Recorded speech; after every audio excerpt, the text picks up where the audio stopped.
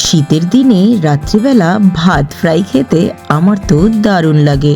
তো বানিয়ে ফেললাম আজকে ভাত ফ্রাই। তো নিয়ে নিয়েছিলাম পেঁয়াজ, শুকনো লঙ্কা, ডিম, নুন আর হলুদ। কড়াইতে তেল গরম হওয়ার পরে দিয়ে দিলাম শুকনো লঙ্কা, তারপরে নাড়িয়ে চাড়িয়ে দিয়ে দিলাম পেঁয়াজ কুচি, তারপর আবার নাড়িয়ে চাড়িয়ে দিয়ে দিলাম নুন আর হলুদ, তারপর দিয়ে দিলাম ভালোভাবে নাড়িয়ে চাড়িয়ে ডিম। আর আমি দিয়েছিলাম দুটো ডিম, কারণ ডিমটা একটু বেশি হলে খেতে দারুণ লাগে।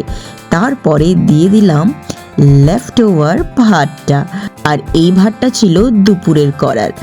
আর এইটা দিয়ে ভালোভাবে নাড়িয়ে চাড়িয়ে হয়ে গেল ভাত ফ্রাই।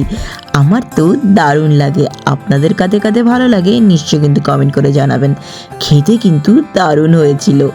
ভালো লাগলে like, comment, share. Bye bye.